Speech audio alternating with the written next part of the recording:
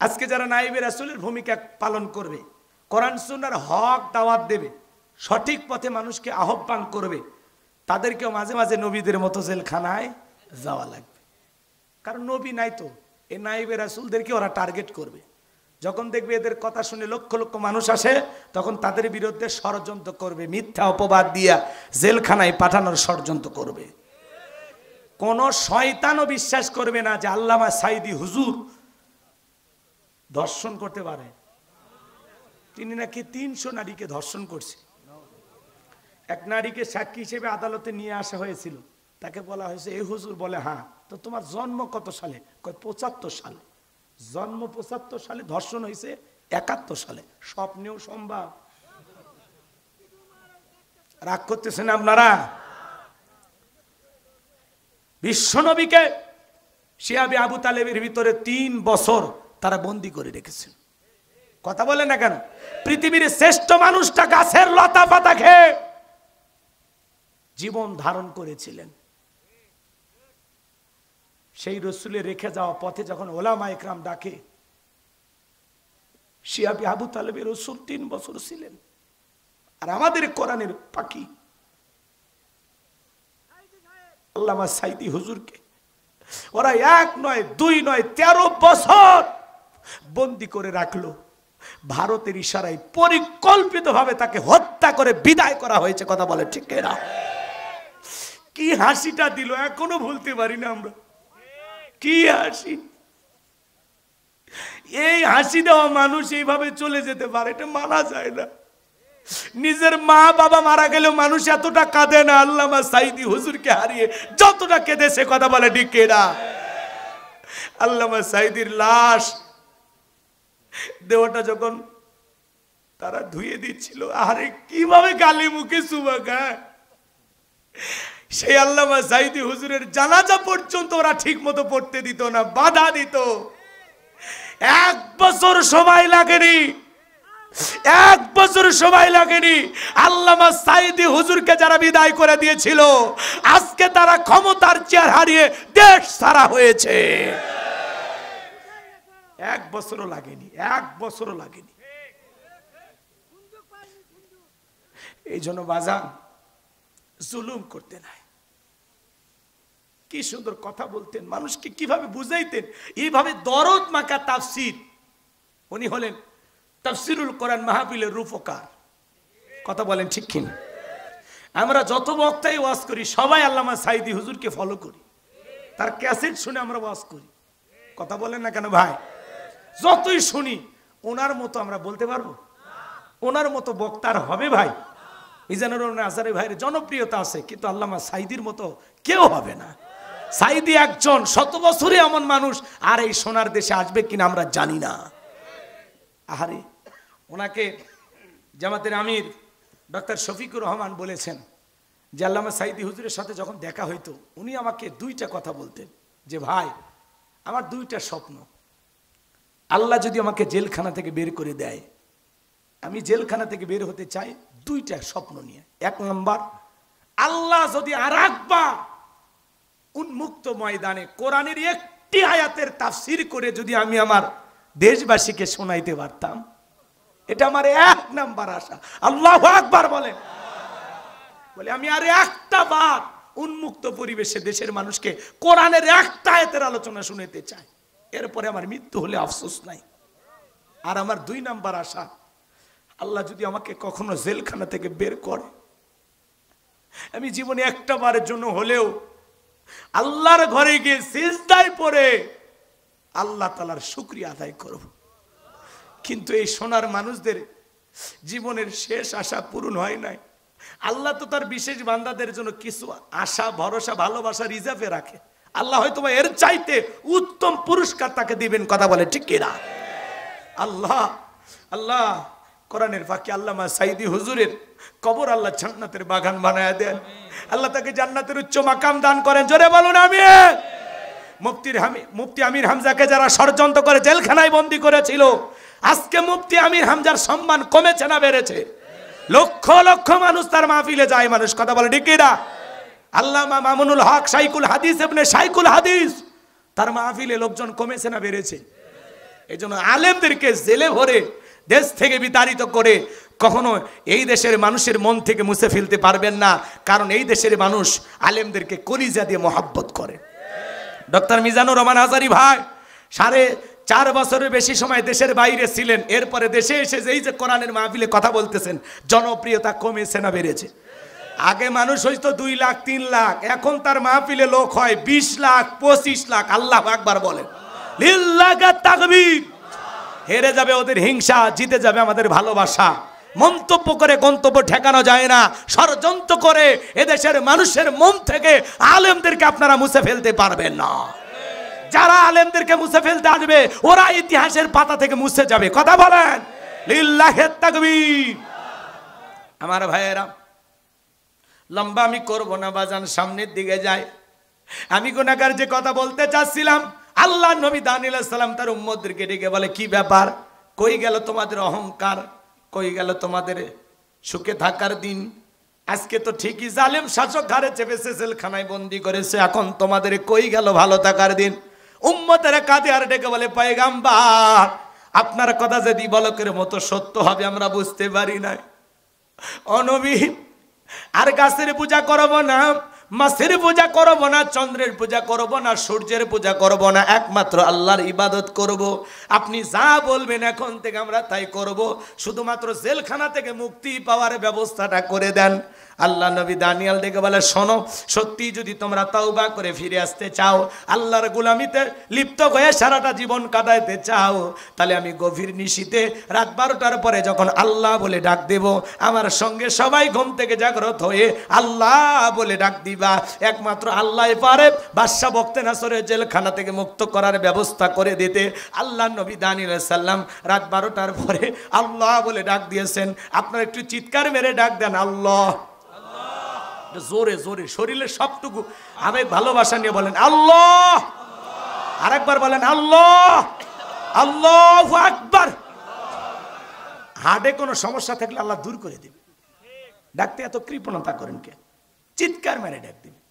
আমার ভাইয়েরা, গভীর মনোযোগ দিয়ে শুনবেন বাজান।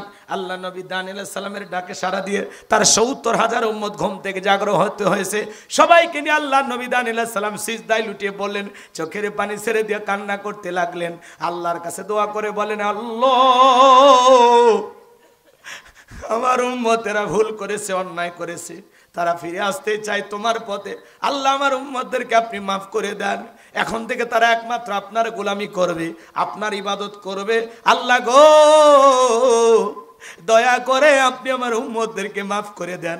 নবী দানিয়েল আলাইহিস সালাম যখন কাকুতি মিনতি সহকারে চোখের পানি ছেড়ে আল্লাহ তাআলার কাছে দোয়া করতে লাগলেন, আল্লাহ তাআলা দোয়া মঞ্জুর করলেন। ডেকে বলে, পয়গম্বর কান্না করতে হবে না, অচিরে আমি বাদশাহ বখতেনাছরের জেলখানা থেকে মুক্ত করার ব্যবস্থা করে দেব। বলুন আল্লাহু আকবার। ওই রাত্রিতে বাদশাহ বখতেনাছরকে আল্লাহ পাক এমন একটা ভয়ঙ্কর মারাত্মক স্বপ্ন দেখায়া দিয়েছেন। স্বপ্ন দেখে বাদশাহ চিৎকার মেরে উঠছে। আশেপাশে যারা সিকিউরিটি দিত, নিরাপত্তা কর্মী ছিল, যারা বাদশাকে পাহারা দিত, ওরা দৌড়ে এসে বলে, নেতা এত জোরে চিৎকার মারলেন, ব্যাপারটা কি? বলে, চেহারা দিকে তাকায় দেখো, আমি কি আতঙ্কে আছি, কতটা ভয় পেয়েছি। যাও, এ রাজ্যের মধ্যে যত স্বপ্নের তাবির কারক আছে, স্বপ্নের ব্যাখ্যা বলতে পারে, ওদেরকে সবাইকে আমার দরবারে নিয়ে আসো। পরের দিন সকালবেলা হাজার হাজার লোক যখন বাদশার দরবারে উপস্থিত হয়েছে, বাদশাহ বখতেনাছর যখন স্বপ্নের কথাগুলো বলতে যাবেন, ওই সময় আল্লাহ তাআলা সমস্ত স্বপ্নের কথাগুলো নিয়ে যায় আল্লাহ নবী দানিয়েল আলাইহিস সালামের মাথার মেমোরিতে সেভ করে দিলেন। বলুন সুবহানাল্লাহ। এইবার বাদশা যখন স্বপ্নের কথা বলতে যায়, গতকাল রাত্রে কি যেন স্বপ্ন দেখলাম আর বলতে পারে না, স্বপ্নের কথা ভুলিয়ে দিলেন তিনি কে? এ ভাতিজা, 12টা বাজছে,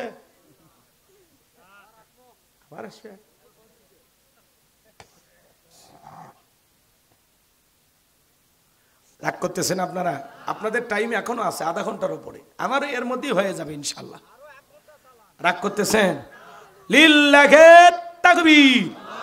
মাঝে মাঝে একটু আওয়াজ দিবেন, তাহলে ঘুম ধরবে না। জিমাচ্ছেন আপনারা? কি জিমাচ্ছেন? তা তাকবীর দেন, লিল্লাহি তাকবীর। এদিকে শোনেন আমার ভাইয়ের, আমি যে কথা বলতে চাচ্ছিলাম, এইবার বাদশা যখন স্বপ্নের কথা ভুলে গেল তখন ডেকে বলে, জনগণ শোনো, গতকাল রাত্রে স্বপ্নে কি দেখেছি স্বপ্নের কথাও তোমাদেরকে বলতে হবে, স্বপ্নের ব্যাখ্যাও তোমাদেরকে বলতে হবে। জনগণ ডেকে বলে, বাদশা এ তো পাগলামি কথা, স্বপ্ন দেখেছেন আপনি, আমরা কিভাবে বলবো? বাদশা কি স্বপ্ন দেখেছে দেশের জনগণ কি জানে? এটা কি বলা সম্ভব? কথা কন না কেন? আপনারা স্বামী স্ত্রী এক খাটে ঘুমান না, আপনার বউ স্বপ্নে কি দেখে আপনি জানেন? আপনার বউ যদি আপনার বাদ দিয়ে আর একটা ছেলের হাত ধরিয়া পার্কে যা ঘোরাঘুরি করে টের পাইলে কি করতেন? ইরে বাবা, চাষা মানে পিট যাবা, ঠিক? যদি টের পাই লাঠি দিয়ে পিটাবে চাষা। বউ মারবেন না, বউ মারার জিনিসটা ভালোবাসার জিনিস। কথা কয় না, কথা কয় না জি। বউয়ের মুখে মারবেন না, পিঠে মারবেন না, মাথায় মারবেন না, পেটে মারবেন না। বইয়ের মারার জায়গা কই? মাজা থেকে নিচ পর্যন্ত। কি দিয়ে? কোদালের ডাঁট, রড না, 1 বিঘাত মেসোয়াক পরিমাণ। কথা কি বুঝতে পারতেছেন? কারো বউ যদি মোটা হয় আর ওই পান্টি নিয়ে যদি মারবে যান, ও অট্ট হাসি দিবে, ওরে যতই বিটান ও বলবে কাতুকুতু লাগতেছে। কথা কন ঠিক না? তার মানে বউ মারার জিনিস না। আল্লাহ বলেন, তুমি যে তোমার বউকে পিটাইলা, রাতের বেলায় কি তুমি তোমার স্ত্রীর কাছে যাবে না? তখন কি তোমার লজ্জা করবে না? তার মানে কি? বউ মারার জিনিসটা, বউ হলো ভালোবাসার জিনিস। আল্লাহু আকবার বলে। যারা যৌতুক লোভী এরা বউকে পিটায়। এক বেয়াদব বউরে সেই কায়দায় পিটাইতেছে। মানুষকে কেন পিটায়? কই পিটাবো না।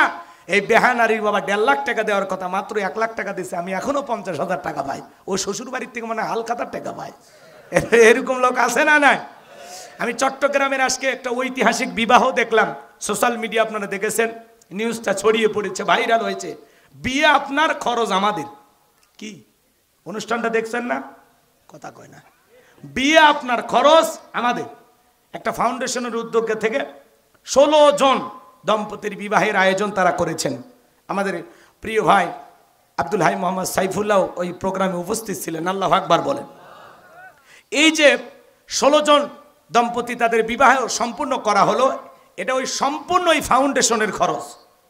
তারা এদের বিবাহ করতে যা যা লাগে সব দিয়েছে। আলহামদুলিল্লাহ। কোন এদের বসবাস করার জন্য যদি লাগে, আপনার প্রয়োজনে আসবাবপত্র, খাট তোষক যা যা লাগবে ঘর সাজায় দিয়েছে। আলহামদুলিল্লাহ বলেন। শুধু তাই নয়, কক্সবাজারে বিবাহ করার পরে বউকে নিয়ে যেন হানিমুন করতে পারে তার প্যাকেজও তারা দিয়েছে। আলহামদুলিল্লাহ বলেন।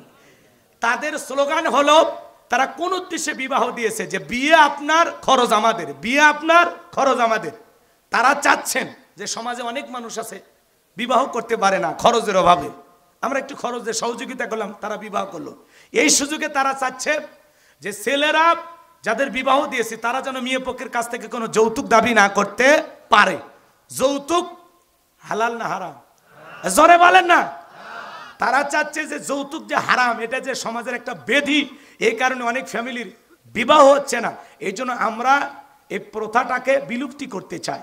সমাজে যেন আওয়াজ ওঠে, যৌতুক নেব না, যৌতুক দেব না। কথা বলে ঠিক কিনা? হে যুবক, একটা মা বাবা 16 বছর 18 বছর লালন পালন করে তার মেয়েটাকে তোমার হাতে তুলে দিচ্ছে, কলিজা ছিঁড়ে দিচ্ছে। বিবাহের দিনে বাবার মুখে হাসি নাই, কারণ যৌতুকের কারণে। মেয়ের বিয়েও দিচ্ছে, উল্টো 1.5 লাখ টাকা যৌতুক দেওয়া লাগতেছে। ওই বাবার মুখে কেমনে হাসি থাকে? কথা বলেন না কেন? এই জন্য খবরদার, যৌতুক নিকৃষ্ট, হালাল, এটা নেবেন না। কথা কয় নাকি আপনারা? কেন যৌতুক নিতে হবে? যারা যৌতুক নিয়ে বিয়ে করে এরা ছোট লোক। খবরদার, যৌতুক নিয়ে ছেলে মেয়ের বিবাহ দিবেন না।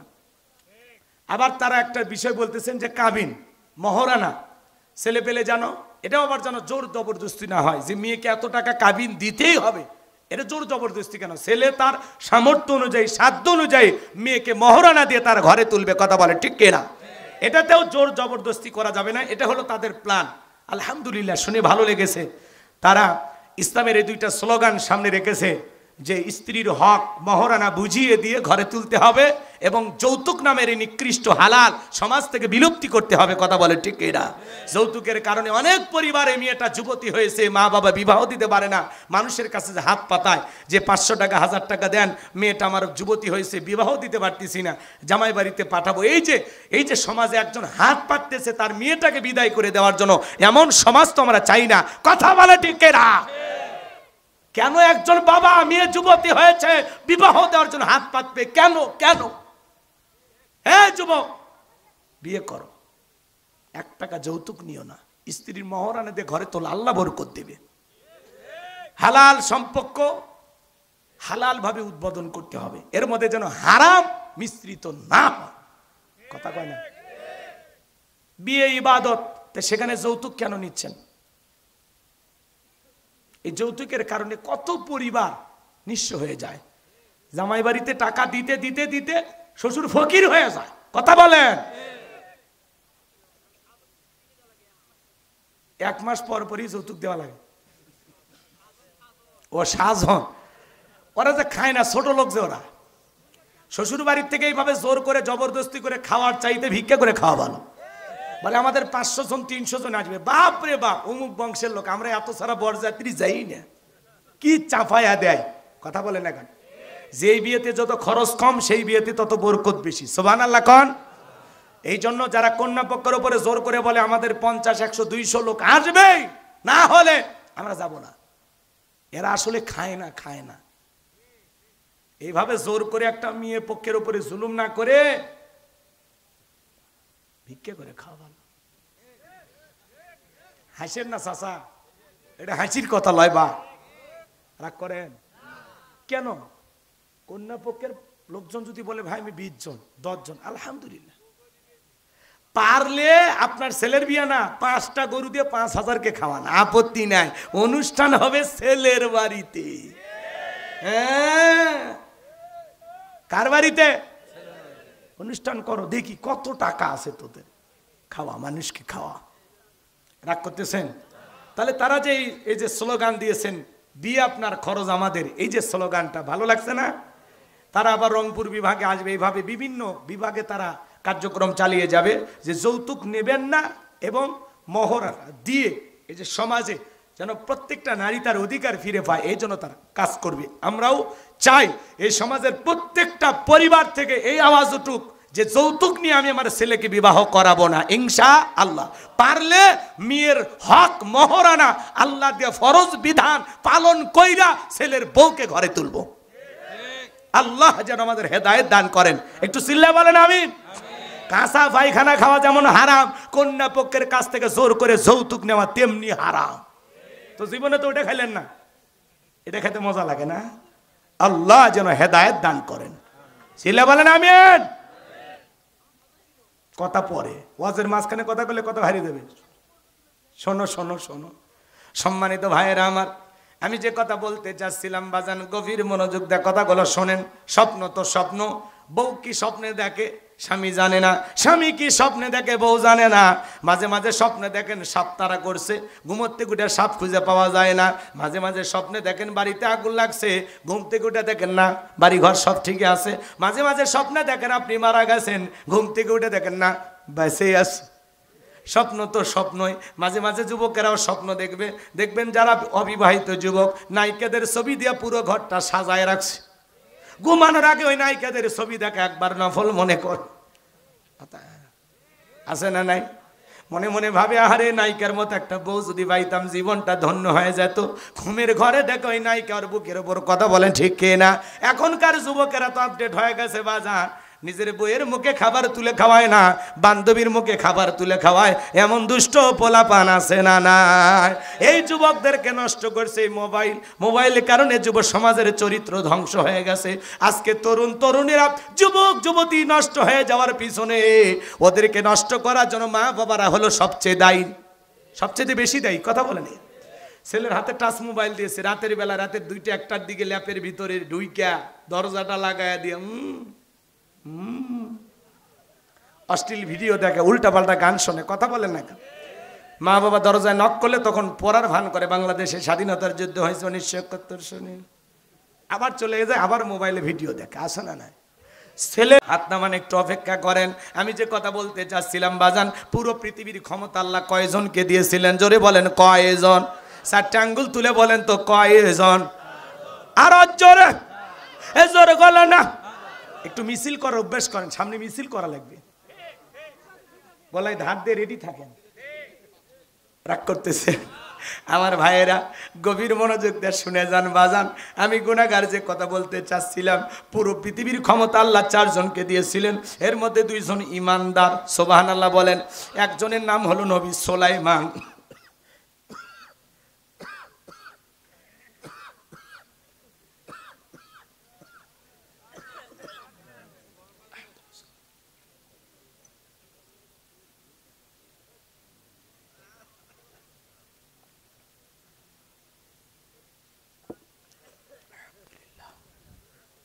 সম্মানিত ভাইয়েরা আমার, আমি যে কথা বলতে চাচ্ছিলাম, হৃদয়ের কান পেতে কথাগুলো শোনেন। 2 জন ইমানদার, এর মধ্যে একজন নবী সুলাইমান, যাকে আল্লাহ রাব্বুল আলামিন পুরো পৃথিবীর রাজত্ব পাওয়ার ক্ষমতা দিয়েছিলেন। নবী সুলাইমান আলাইহিস সালামকে আল্লাহ পাক এমন এক রাজত্ব দান করেছিলেন বাজান, পৃথিবীর আর কোনো মানুষকে এরকম রাজত্ব আল্লাহ তাআলা দান করে নাই। চিৎকারে মেরে বলুন সুবহানাল্লাহ। নবী সুলাইমানকে আল্লাহ পাক তক্তের একটা সিংহাসন দিয়েছিল। বাতাসকে অর্ডার করা মাত্রই যেখানে ইচ্ছা সেখানেই বাতাস উড়িয়ে নিয়ে যাইতো। বলুন সুবহানাল্লাহ। রাগ করেন নাকি আপনারা? এখন জাহাজ গাড়ি হাওয়ায় চলে, ওগো কলেরই বিধান। একদিন বিনা কলে হাওয়ায় চলতো নবী সুলাইমান, মোরা সেই মুসলমান।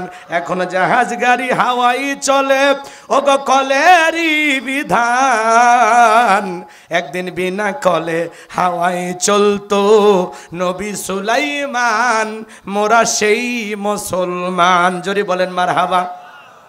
নবী সুলাইমানের রাজত্বের কাহিনী যদি বলতে চাই 2-3 ঘন্টা সময় লাগবে, ওইদিকে আমার যাওয়ার সুযোগ হবে না। 1 নাম্বার, নবী সুলাইমান আলাইহিস সালামকে আল্লাহ পাক পুরো পৃথিবীর রাজত্ব বাদশাহী ক্ষমতা দান করেছিলেন।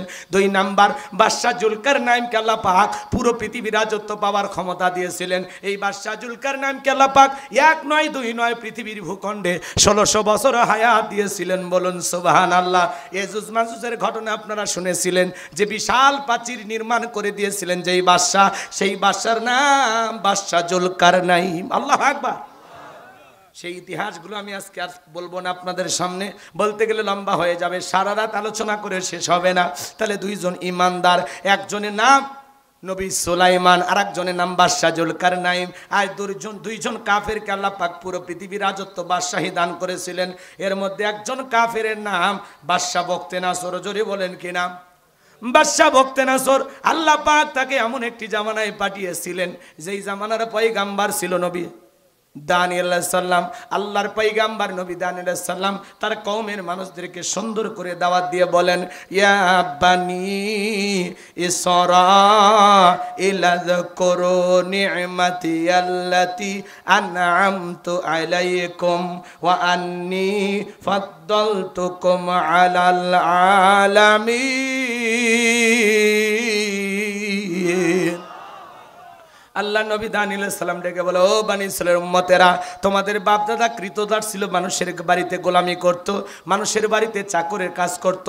সেই গোলামির জিন্দেগি থেকে আল্লাহ পাক তোমাদেরকে মুক্ত করেছেন, স্বাধীন করেছেন। বিদায় দাম্ভিকতা করো না, অহংকার করো না, গাছের পূজা করো না, মাছের পূজা করো না, চন্দ্রের পূজা করো না, একমাত্র আল্লাহর ইবাদত করো। আল্লাহর পয়গাম্বার দানিয়েল আলাইহিস সালাম সুন্দর করে তার দাওয়াত দেয়, দিনে দাওয়াত দেয়, রাতে দাওয়াত দেয়, সকালে দাওয়াত দেয়, সন্ধ্যায় দাওয়াত দেয়। কোনো মতেই তারা দাওয়াত গ্রহণ করলো না।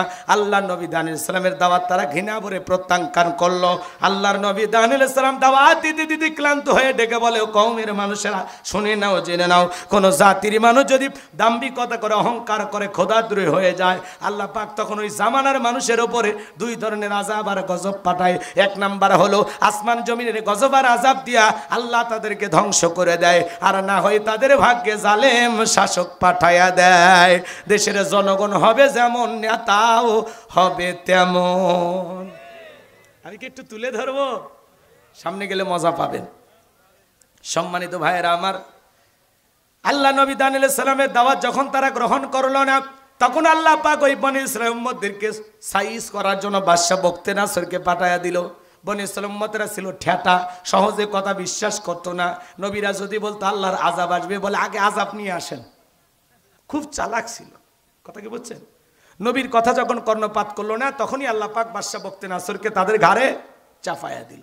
বাদশা বক্তে নাসর ক্ষমতার চেয়ারে বসার পরে হাজার হাজার নিরপরাধ মানুষদেরকে জেলখানায় বন্দী করলো। শুধু তাই নয়, আল্লাহ নবী দানিয়েল আলাইহিস সালামকেও জেলখানায় বন্দী করেছে এবং তার ৭০,০০০ উম্মতকেও জেলখানায় বন্দী করেছে। তাহলে নবী মানুষ কোন জায়গায়? একটু আসতে বলেন, শুনলে তো আপনাদের ধরে নিয়ে যেতে পারে না। বলেন না একটু জোরে, নবী কোন জায়গায়? তো নবী যদি জেলখানায় যায়